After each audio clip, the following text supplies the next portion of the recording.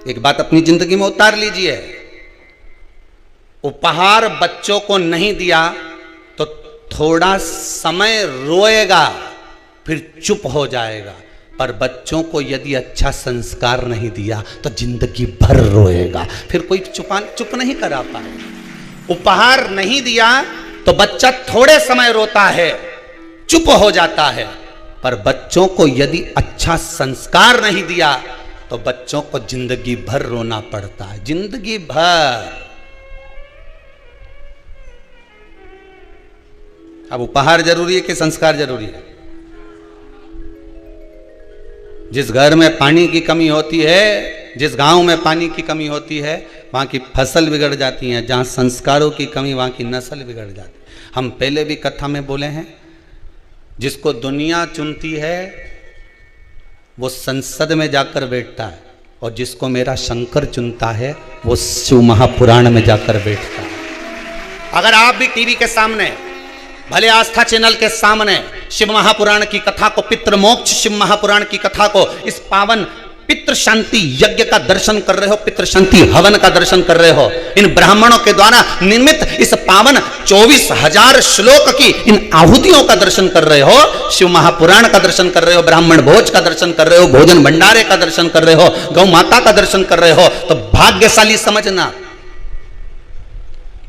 जिसको मनुष्य चुनता है वो संसद में बैठता है, जिसको मेरा शंकर चुनता है वो सत्संग में बैठता है, वही शिव महापुराण में बैठता है। ये तो तुम्हारे हाथ में रिमोट रखा है, बदल सकते हो टीवी, पर तुम्हारा चित्त, तुम्हारी वृत्ति, तुम्हारा मन शंकर से अगर लगा हुआ है तो समझ लेना तुम कथा नहीं सुन रहे हो।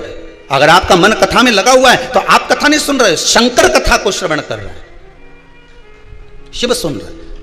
और आपके घर में अगर टीवी चल रही है, शिव महापुराण की कथा मोबाइल पर, फेसबुक पर, यूट्यूब पर या टीवी पर चल रही है, उसका जो वॉल्यूम बढ़ा हुआ है, उसके शब्द जैसे सिंह गर्जना करता है, शेर धाड़ता है, तो छोटे छोटे जीव भाग जाते हैं, हिरण आदि छोटे छोटे पक्षी पशु भाग जाते हैं। उसी तरह जब शिव महापुराण के शब्दों की गर्जना होती है तो ना जाने कितने पाप कर्म हमारे चले जाते हैं और ना जाने कितने जीवों का कल्याण हो जाता है, मात्र उसकी गर्जना से, मात्र शिव महापुराण के स्मरण से, शंकर के अनुमोदन से। ब्रह्मा जी ने केवल एक उनकी चित्त वृत्ति से विचार कर लिया, ब्रह्मदेव ने। ब्रह्मा जी विचार करे कि मुझे आधा आधा बनाना था, तो ब्रह्मा जी ने दोनों को जोड़ के बना दिया। अब जो जुड़ के बना ना, वो किन्नर उत्पन्न हो गए, आधा पुरुष आधा स्त्री। भगवान विष्णु जब भगवान देवाधिदेव महादेव के साथ निकले भ्रमण के लिए आए, उन्हें देखा, किन्नरों को देखकर भगवान विष्णु को हंसी आ गई। भगवान शंकर को अच्छा नहीं लगा, प्रभु ये आपने गलत कर दिया, आप हंसे क्यों इन पे? कि भगवान विष्णु बोले भगवान महादेव जी से, आपने बोला था सृष्टि को रचने के लिए, आपने कहा था आधा पुरुष बनाना आधा स्त्री बनाना, ब्रह्मा जी ने दोनों को भेला करके बना दिया। अभी आपको कथा में कहा, जिसकी बुद्धि में जैसा होगा कथा वैसी मिलती है। आप अच्छा सोचकर कथा सुनोगे तो आपको अच्छी मिलेगी। आपने कथा में अगर बैठे हो और बुराइयां छाटना चालू कर दी कि महाराज जी ने क्या बोला, क्या नहीं बोला, क्या करा क्या नहीं करा, तो तुम केवल बुराई छाटने बैठे हो तो बुराई ही मिलेगी, केवल बुराई नजर आएगी। जब तक तुम्हारे छोरे की शादी छोरी से नहीं हो जाए तब तक छोरी ऐसी लगे इतनी बढ़िया लड़की है गुरुजी, ऐसी बढ़िया, उसका परिवार का लोग भी अच्छा है, उसकी माँ तो इतनी सीधी बापड़ी है, उन्हें बोलना ही नहीं आए, बहुत बढ़िया। उसका पिताजी बेचारा दुकान पे जाए न जाए, 2-3 भाइयों का परिवार है, दोनों तीनों भाइयों तो बेचारा खूब चतुर ने, बेचारा यही हमारा बीआई जी घना सीधा अच्छा, और उनका छोरा भी इतना बढ़िया बेचारा, इतना सीधा साधा, ने पूरे परिवार का गुणगान गाओ। कब तक? जब तक भावन नहीं टल जाए। और जी दिन शादी करके आई, उसका 1 साल निकलिया, उसके बाद तो मोबाइल पे बात करने की भी डिजाइन बदल।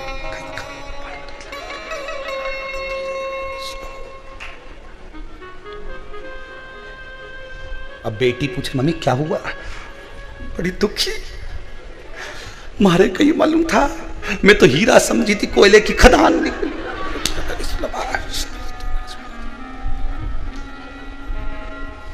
वो ऐसो कोई नहीं रे, या हीरा को परखइयो राम, कोई नहीं रे। अभी तुम्हारी दृष्टि अच्छी थी इसलिए उसकी माता भी अच्छी लग रही थी। बोलो सही है कि गलत है? अभी तुम्हारी दृष्टि अच्छी थी इसलिए उसके पिता भी अच्छे लग रहे थे। बोलो सही है कि गलत है? तुम्हारी दृष्टि अच्छी थी, तुम सीधी थी इसलिए सामने वाले सीधे नजर आ रहे थे। बहू आने के बाद तुम टेढ़ी हो गई तो जम के बोलो सामने वाला भी टेढ़ा हो गया। दृष्टि का भेद है महाराज, इसके सिवाय कुछ भी नहीं है। अब क्या कह रही है? ये सब उसकी मां सिखा रही है। पहले क्या बोल रही थी? उसकी मां तो ऐसी पगली होके कहीं नहीं यार, बेचारी सीधी सादी। हाँ उसकी चाची और तेज है न, उसका छोटा भाई तेज न, वो तेज, पर मां सीधी न, उसका बाप सीधा। अब कौन नजर आ रहा है? वो तो जब जाए नहीं जब उसकी मां कहीं ना कहीं सिखाए। अब ये कौन बोल रही है? जम के बोलो जरा। सास बोले तो हम सासू से ये पूछें, ईमानदारी की बात बताओ, दृष्टि का भेद है।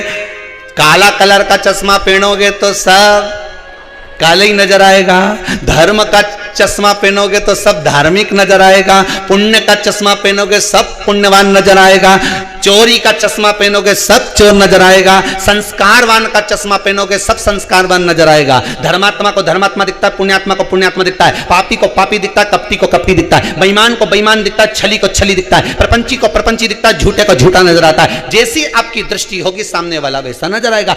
आप टेढ़े हुए तो सब जम के बोलो टेढ़े ना चलाने लगे। आप बुराई देखना बंद कर दो। हमारी बहू जैसे पहले बोलती थी ना, इतनी बढ़िया है, इतनी बढ़िया, सब बढ़िया है, सब आनंद है, सब चीज में। अब अच्छा देखो तो सही। अरे वाह, दुर्योधन को कोई अच्छा ही नहीं मिला। भगवान के संसार में कहीं का अच्छा नहीं, सब बेकार। और युधिष्ठिर से कहा पूरे संसार में एक आध तो ढूंढ ला कहीं का बुरा, कि सब अच्छे। दोनों की दृष्टि में अंतर था, वो बुरा देखे वो अच्छा देखे। दुनिया के लोगों की आदत है, यहाँ तो भगवान में लोग बुराई ढूंढ लेते हैं। वाह रे भगवान बांके बिहारी गजब, कितना लड्डू खाता हो तुम, गजब। गणेश जी महाराज क्या लड्डू में चकाचक रहे हो, कितना भोग लगे गणेश जी महाराज तुमके, कितना। गणेश जी महाराज मन में सोच रहे मेरी जगह आके तो बैठे एक बार, न हिलूं न डुलूं, बस ऐसे ही बैठे रहे। आके बैठ जरा एक बार, मालूम पड़ जाएगा कि लड्डू खाऊं कि नहीं खाऊं। ये इतना लोग मेरा दर्शन करने आए, इतना प्राण खा जाए कि लड्डू खाने की फुर्सत ही नहीं मिले, कई लड्डू खा। तू आ तो सही एक आध बार हमारी जगह बैठ के तो देख। मैं 3 घंटा कथा में बैठे हुआ सियोर वाली महाराज की, तो बाबा रामदेव का सारा आसन लगा ले तो, और मेरे से कहे कि गणेश जी तुम सुखी, गणेश जी के महाकाय का सुखी, मैं तो बैठा बस सुन लगाई। और उनने तो बस सुन लगाई। सुख कहां? अच्छा देखोगे अच्छा मिलेगा।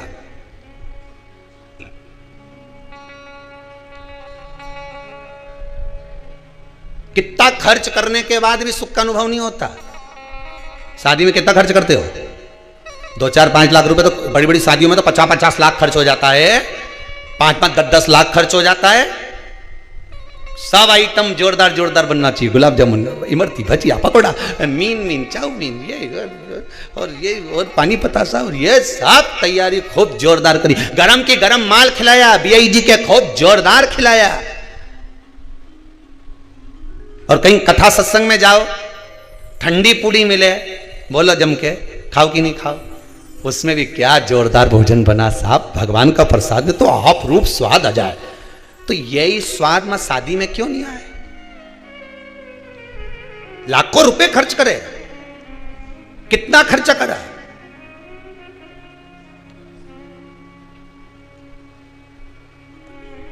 कथा में खर्च करा और एक शादी में खर्च करा, दोनों में अंतर है। शादी में जो खर्च करा वो 2 साल में मालूम पड़ जाएगा, जैसे ही बहू आएगी नहीं और जोरदार जब झड़ेगी, गुलाब जामुन, रबड़ी, जब सोन पपड़ी झड़े का मुंडा से, तब मालूम पड़े।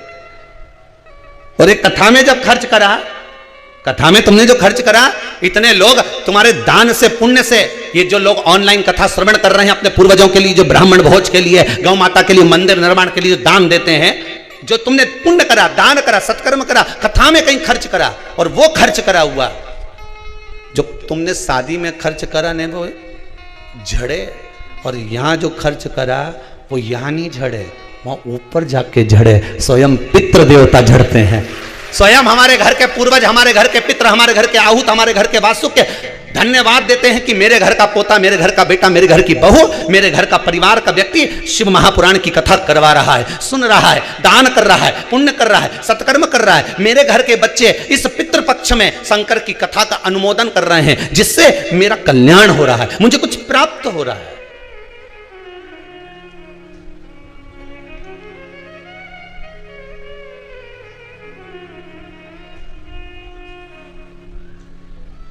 कुछ मिल रहा है, आपकी बुद्धि जैसी होगी, चित्तवृत्ति जैसी होगी, वैसा हमें प्राप्त हो रहा है, वैसा हमें मिल रहा है।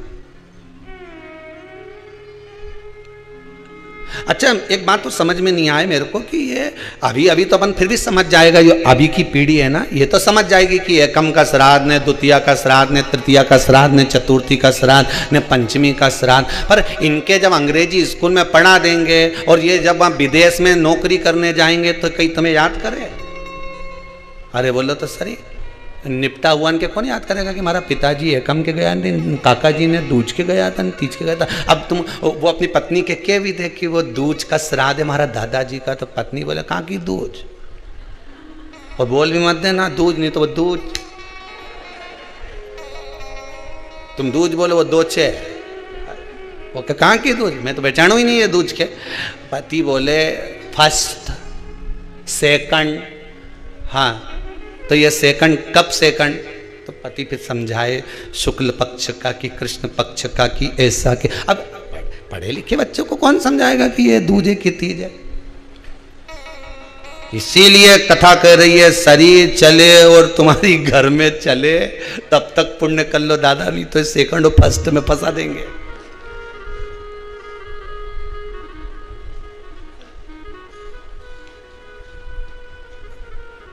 कहीं नहीं जाए। पहली रोटी किसकी बनती घर में?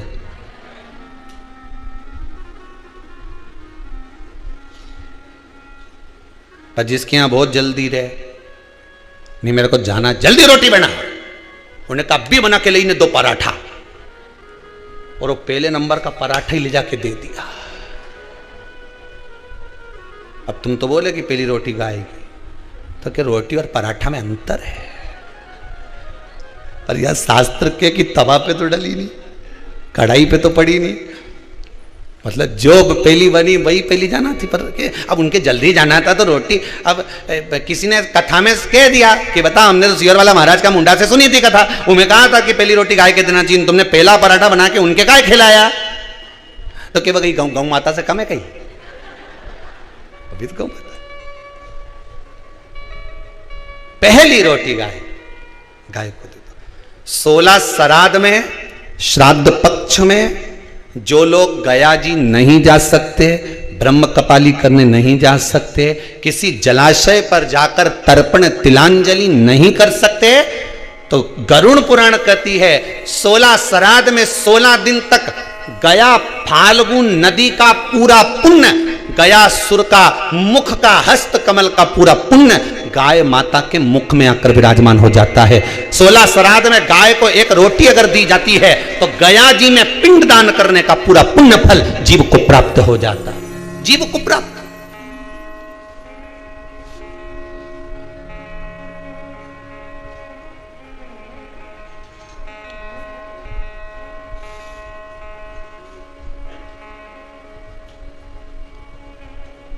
पूरा पुण्य प्राप्त हो जाता है।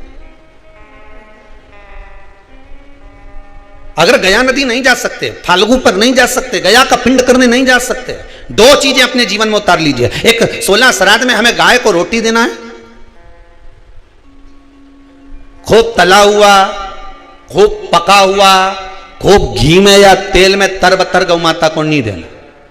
उसका कारण क्या है वो भी समझ लीजिए। रोड पर कॉलोनियों में जो गाय घूमती हैं, इन रोड पर कॉलोनियों में घूमने वाली गाय जगह जगह पर पॉलीथीन वगैरह खा लेती है। वो लोग खाती कि नहीं खाती? पॉलीथीन जब गाय खाती है तो उसके पेट में जम जाता है, उससे गाय के पेट में कैंसर हो जाता है। उसको तुम अच्छा पदार्थ खिलाओगे तो गाय हो सकता है कि बीमार पड़ने लगे। इसलिए ज्यादा घी का, तेल का कोई पदार्थ गौ माता को ज्यादा ना दीजिए। इसलिए हमने जैसे आपको कहा कि निःशुल्क पितरों की शांति के लिए जो कोरोना में शांत हो गए उनके लिए ये यज्ञ रखा है, हवन रखा है। हमने तुरंत आशीष जी को, समीर जी को ये बात कही कि एक काम करो, साथ में हवन तो चल ही रहा है, थोड़ी सी लापसी तैयार करो और लापसी तैयार करके गौ माता को प्रतिदिन जो जो शांति में उनके निमित्तार्थ थोड़ा थोड़ा सा गौग्रासी जाए पर जाना चाहिए। एक हवन वो जो अग्नि में साकल्य छोड़ी जा रही है, जो गाय का घी छोड़ा जा रहा है और पितरों को मिल रहा है, और दूसरा गौ माता के 16 दिन तक 16 श्राद्ध में मुख में गया क्षेत्र रहता है। गया जी और ब्रह्म कपाली के पिंड का दान पुण्य अगर कहीं प्राप्त करना है तो गाय के मुख में मिलेगा। गाय के मुख क्यों दी जाता है कौवा को भोजन? श्राद्ध पक्ष में कौवे को भोजन क्यों दिया जाता है? क्यों छत पर ले जाकर रोटी का टुकड़ा डालते हैं? काशी, कांची, अवंतिका, अयोध्या आदि आदि जितने पावन क्षेत्र हैं, जगन्नाथ, द्वारका, रामेश्वरम, बद्री नारायण, जितने जितने पुण्यशाली क्षेत्र हैं, मथुरा आदि जितने, वृंदावन आदि जितने पुण्य क्षेत्र हैं, शिव महापुराण की कथा में, स्कंद पुराण में लिखा है कि जितने पुण्यशाली क्षेत्र हैं, सारे पुण्यशाली क्षेत्र, चाहे चित्रकूट हो, अयोध्या हो, काशी हो, उज्जैनी हो, त्र्यंबकेश्वर हो, जितने पुण्यशाली क्षेत्र हैं, सारे पुण्यशाली क्षेत्र में पिंडदान होता है। बोलो मालूम है कि नहीं? आप मालूम? सब दूर तर्पण होता है, सभी जगह पिंड होता है, सभी जगह तर्पण होगा, पिंड होगा। तो श्राद्ध पक्ष में तुम इतनी सारी जगह जाकर तर्पण कर सकते हो क्या? जम के बोलिए, नहीं कर सकते। इतनी सारी जगह जाकर पुण्य कर सकते हो क्या? नहीं कर सकते। इतनी सारी जगह जाकर तुम ब्राह्मण को भोजन करा सकते हो क्या? नहीं। इतनी सारी जगह जाकर ना पिंड दे सकते, ना तर्पण कर सकते, ना पुण्य कर सकते। अब ये 16 दिन में इतने तीर्थ कितने हजारों में तीर्थ, इतने तीर्थ में जाकर कहां पुण्य करोगे, कहां पिंड दोगे? तो उसका एक निर्णय निकाल दिया कि पितरों के देवता आर्यमा कौवे पर बैठते हैं। काय पे बैठते हैं? कौवे पर।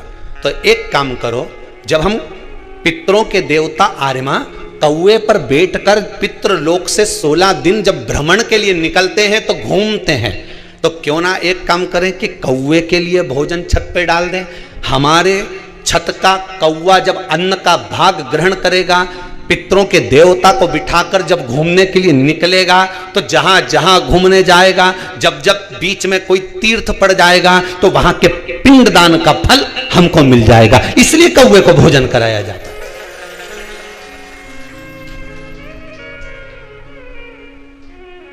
कौवे को भोजन कराने का कारण ही यही है।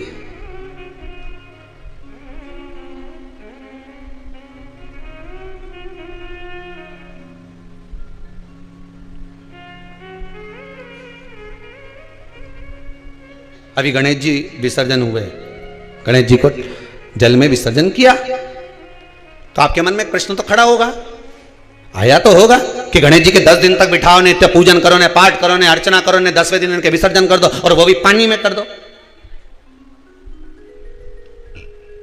पानी में विसर्जन करो। तो ये कहां लिखा कि जल में विसर्जन करो? श्रीमद् भागवत पुराण की रचना जब वेद व्यास जी महाराज करने के लिए बैठे, वेद व्यास जी ने सुखदेव जी से कहा कि मैं मंत्र बोलूंगा, मैं श्लोक बोलूंगा, इसको लिखेगा कौन? तो सुखदेव जी ने बोला गणेश जी से विनती करो। गणेश जी से कहा कि आप लिखोगे? गणेश जी बोले मैं लिखने को तैयार हूं, पर बोलते बोलते तुम रुक गए तो मैंने भी लिखना छोड़ दूंगा, उसके बाद मैं भागवत को विराम दे दूंगा, मैं आगे नहीं लिखूंगा। अब वेद व्यास जी बड़े चक्कर में पड़ गए, क्या करें? तो गणेश जी से कहा मेरे श्लोकों में कुछ गड़बड़ी हो सकती है, उसमें से गलती को छांटना पड़ेगा, फिर लिखना पड़ेगा। कितना सुंदर संबोधन श्री वेद व्यास जी ने कहा कि मैं जो श्लोक बोलूंगा आपको लिखने के लिए है, उसमें मैं कुछ गलती करूंगा, उस गलती को छांटना है, तब श्लोक लिखना है। क्यों कहा वेद व्यास जी ने ये बात? गणेश जी भगवान है, वेद व्यास जी कहते हैं मैं तो संसारिक मनुष्य हूं ना, गलती तो कर सकता हूं। गलती कौन करता है? जम के बोलो भगवान गलती करता है क्या? नहीं, गलती कौन करेगा? मनुष्य। गलती मानव करेगा, गलती मनुष्य करेगा। और गलती करने के बाद अगर हमसे अपनी जिंदगी में कोई गलती हो जाती है तो एक बार क्षमा मांगने में कुछ जाता है क्या? प्रणाम करने में कुछ जाता है क्या? निवेदन करने में कुछ जाता है क्या? नहीं। गलती हो गई मुझसे तो गणेश जी आप गलती को छांटना, लिखना। गणेश जी महाराज लिखने बैठ गए। लिखते लिखते लिखते लिखते 10 दिन हो गए गणेश जी महाराज को। शरीर में ताप पड़ने लगा गणेश जी महाराज के। वेद व्यास जी ने गणेश जी के हाथ का स्पर्श करा तो शरीर तो तप रहा था। वेद व्यास जी ने वहीं पर श्रीमद् भागवत के श्लोकों को विराम दे दिया। अब नहीं बोले। गणेश जी लिखते लिखते लिखते लिखते लिखते लिखते थक गए, ताप पड़ गया, शरीर गर्म हो गया। वेद व्यास जी ने कब करूं क्या? 10 दिन से लिख रहे हैं और शरीर पर ताप पड़ रहा है, करा क्या जाए? उन्होंने गणेश जी का हाथ पकड़ा, उठाया और कहा चलो प्रभु हमारे साथ में। वेद व्यास जी गणेश जी को ले गए और ले जाकर शीतल जल में श्री गणेश जी महाराज को बिठा दिया। गणेश जी को पानी के अंदर उनको विराजमान कर दिया कि अब आप ताप को थोड़ा ठंडा कर लीजिए। शीतल जल में बिठाया। उस दिन से नियम हो गया कि 10 दिन गणेश जी बैठते हैं और फिर उनका विसर्जन होता है पानी के अंदर, जल के अंदर, शरीर का ताप मिट जाए। तो गणेश जी ने वचन दिया है वेद व्यास जी महाराज को, आपने मेरे ताप को मिटाने के लिए मुझे जल में बिठाया है। जो मुझे जल में विसर्जन करेगा मेरा ताप तो मिटेगा ही, साथ में जो मुझे जल में विसर्जन करेगा उसके जीवन के भी ताप को मैं मिटा दूंगा, उसके जीवन के ताप को मैं मिटा दूंगा। ताप मिटा दिया। पर करो गणेश जी का विसर्जन, मना नहीं है हो, पर अच्छे से करो रे हो। अब मत छोरा छोरी तो निशाना लगाए, वो हमारा गणेश जी जई दिया, वो हमारा सबसे आगे पहुंचा तो इधर वाला ने इधर से फेंका, हो गया। ये हमारे धर्म की हंसी उड़ा रहे हैं, ये हमारे धर्म की हंसी है।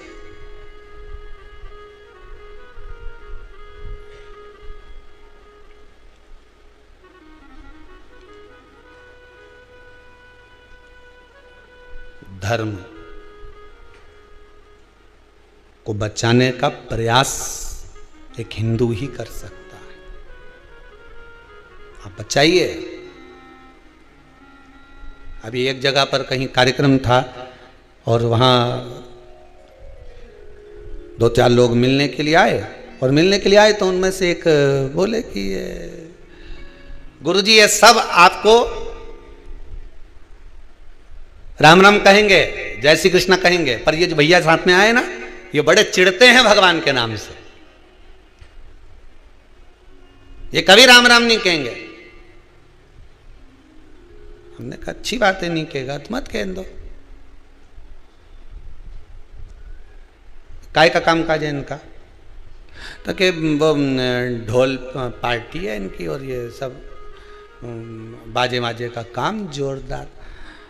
हमने कहा ठीक है मत कह दो। तो हमने भी प्रैक्टिकल करके देखा, भैया राम राम, नहीं बोला। हमने कहा जय श्री कृष्णा, नहीं बोला। हमने कहा हर हर, नहीं बोला। अब मन में तो बात चुभे कि बताओ ये ऐसा कि गुरुजी ये जिस पंथ का है उसी पंथ का ले ही नहीं, राम का नाम, कृष्ण का नाम, शिव का नाम। हमने भी मन में सोचा रे महादेव तूने अच्छे अच्छे बहरू के सुधार दिया दादा, ये कहां से आया?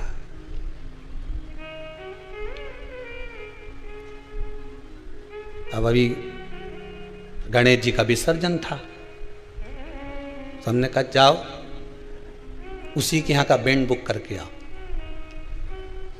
और बैंड बुक करके आना और जितना मांगे उससे 2000 ज्यादा देना।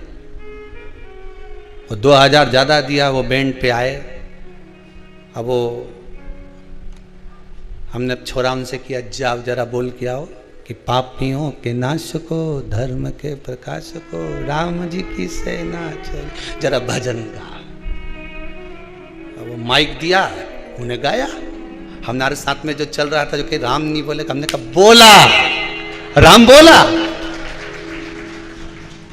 राम बोला। तो उसको गुस्सा आ गई, जिससे हमने कहा कि वो राम बोला। तो ये तुरंत उसके पास गया छोरा, क्यों रे तू तो राम जी का नाम नहीं लेता था, आप कैसे लिया? पैसा मिला है तो बोलना तो पड़ेगा।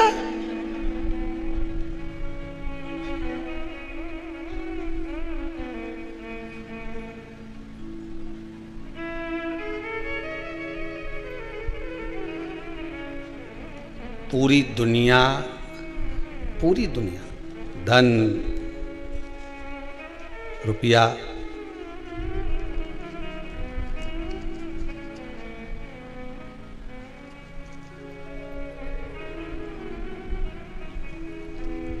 एक जरा सा कुछ कर्म भी किया जाए तो पूछ लिया जाए कि भाई धन कितना मिलेगा,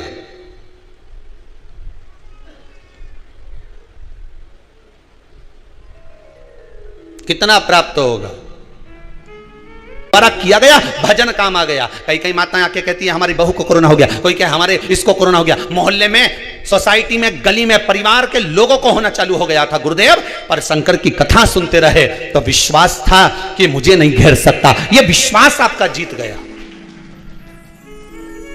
धन सब जगह पर काम आ सकता है, पर धन मृत्यु की सैया पर काम नहीं आता। वहां केवल तुमने जो शिव महापुराण की कथा सुनी है, तुमने जो दान करा है, तुमने जो पुण्य करा है, तुमने जो सत्कर्म करा है, तुमने जो भजन किया है, जो तुम यहां आकर, ये कई कई माताएं अभी श्राद्ध पक्ष में जो कथा चल रही है, यहां आकर कहीं बर्तन की सेवा दे रही, मांजने में, कहीं भोजन बनाने में सेवा दे रही, कहीं कोई सेवा दे, कोई कई सेवा दे।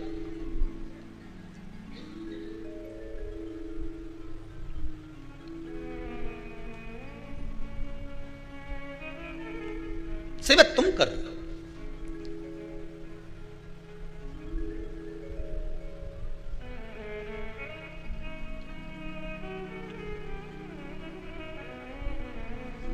कहा कार्यकर्ताओं ने कहा कि गुरुजी भोजनशाला में एक दो हलवाई और बढ़ाई लो ने, कोई आए तो जिमाने में काम आ जाए, ने दो चार खाना परसने के लिए भी आदमी धर लो। हमने कहा फिर ये बाकी का सबके खाने आएगा कि हमारी ये कई लगन पत्रिका में आया? तुम ही बनाओ, तुम ही खिलाओ और तुम ही खाओ। किसके दरवाजे पर आए हो? यहाँ सियोर वाला महाराज के यहाँ नहीं आए हो तुम, इतना ध्यान रखना। तुम अपने अपने पूर्वजों को पार लगाने के लिए आए हो, शिव महापुराण की कथा सुनने आए, यज्ञ का दर्शन करने आए, दो आहुतियाँ यज्ञ में पटकने आए। तो तुम ये सियोर वाला महाराज के यहाँ केवल तुम आए हो तो शंकर जी के दरवाजे पे आए, उसका एक एक कंकर शंकर है। तुमने जो पुण्य करा, दान करा, सत्कर्म करा, सब तुम्हारे लिए करा। तुमने अगर यहाँ बर्तन भी धो दिए तो ना जाने कितने नरक धो दिए तुमने, ये तो विचार करो, कितने पार लगा दिए। अगर तुम ब्राह्मणों को भोजन करा रहे हो, दक्षिणा दे रहे हो, दान दे रहे हो, तुम कर रहे हो हमारे लिए नहीं, अपने लिए। फिर वही वाली बात आ गई ने, शरीर चले और जब तक तुम्हारी नहीं तुम्हारे घर में चले, दूसरे के घर में मत चला देना दादा। तुम दूसरे की बात तो करो ही मत, तुम तो तुम्हारी करो। जब तक शरीर चले ने तुम्हारे घर में चले, तब तक पुण्य कर लो री जी के बात तो कहीं भरोसा नहीं दादा, कोई भरोसा नहीं। भगवान से बस प्रार्थना करना, ये दो लहर तूने दिखा दी ना कोरोना की, तीसरी मत दिखा दीजिए रे भोलानाथ। शिव महापुराण की कथा सुन रहा है, ये तीसरी के तू तीसरी आंख में समा ले, बहुत अब नहीं देखना। धन हर जगह काम आ जाएगा, पैसा हर जगह काम आ जाएगा, सत्ता हर जगह काम आ जाएगी, पर तुम्हारा पुण्य, तुम्हारा सत्कर्म, तुम्हारा भजन, तुम्हारा कथा श्रवण करना, तुम्हारा स्मरण, तुम्हारा दान, ये कहीं काम आएगा। तो तुम्हारे प्राण छोड़ते समय अंतिम क्षण में तुम्हारा किया गया सारा सत्कर्म का लेखा तुम्हारे सामने होगा। वसीयत तुम यहीं छोड़ जाओगे, पर वो जो लेखा पुण्य का है वो यहाँ छूटेगा नहीं। लोग कहते मुट्ठी बांधे आया जग में हाथ पसारे जाएगा। शिव महापुराण की कथा कहती है हाथ पसारे नहीं जाएगा, तेरे हाथ में वही पुण्य रख कर भेज दिया जाएगा जो तू कर कर जा रहा है, जो तू कर कर जाएगा। अरे अपने हाथ में दिन भर तुम मोबाइल चलाते हो, अरे बोलो तो सही, चलाते क्यों नहीं चलाते? पर थोड़ी देर 1 बजे से 4 बजे तक तुम मोबाइल को थोड़ी देर के लिए उंगलियों को बंद कर फेसबुक यूट्यूब पर ले जाकर छोड़ देते हो। कथा आ रही है, शिव महापुराण की कथा चल रही है, मुझे कानों में हेडफोन लगाकर सुनना है, मैं चित्तवृत्ति लगाऊंगा कथा में, मेरे पूर्वजों का उद्धार करना है। मैंने पिंड भले नहीं करा, मैंने ब्राह्मण भोज भले ना कराया हो, मैंने गौ माता को अगर एक रोटी भी नहीं दी तो कोई बात नहीं, पर शिव महापुराण की कथा अगर 16 श्राद्ध में मैं श्रवण कर लेता हूं तो ये मेरा विश्वास कहता है कि मेरे पूर्वज तर जाएंगे। मुझे विश्वास है कि मेरे पूर्वज मुझ पर आशीर्वाद प्रदान करेंगे, क्योंकि किसकी कथा चल रही है? पितरों की, और पितरों की घर की बेटी माता पार्वती जी की माता मैनावती है। मैनावती कि पुत्री माता पार्वती है, पार्वती जी के पुत्र श्री कार्तिकेय गणेश, और ये सब है, ये संबंध हम जोड़ने के लिए निकले हैं, संबंध। और जब संबंध जोड़ने के लिए निकले हमें कुछ संबंध। भोलेनाथ मेरा है, डमरू वाला मेरा है,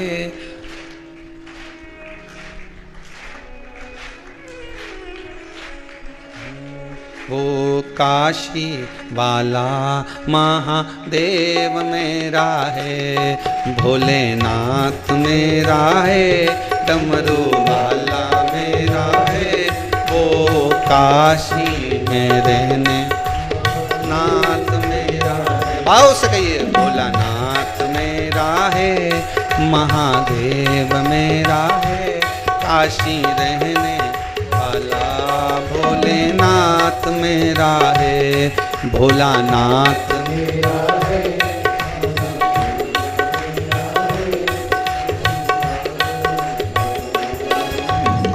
भगवान शिव की कथा करिए, शिव तत्व हमारा। भगवान शंकर करुणा सागर, त्रिकालदर्शी कैलाशी अविनाशी, भगवान ओगड़ दानी त्रिकालदर्शी कैलाशी, शिव में बाबा शिव।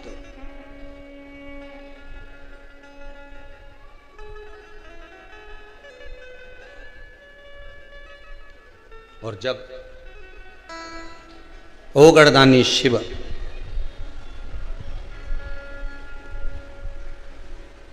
मेरे त्रिकालदर्शी कैलाशी शंकर को जिसने रिझा लिया, पितर रिझ गए।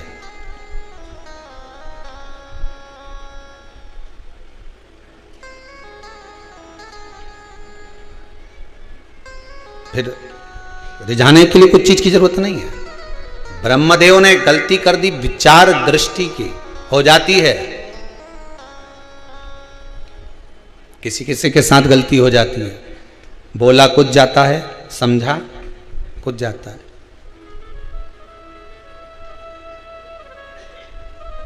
बोला कुछ, समझा कुछ, हो जाती कभी कभी। अब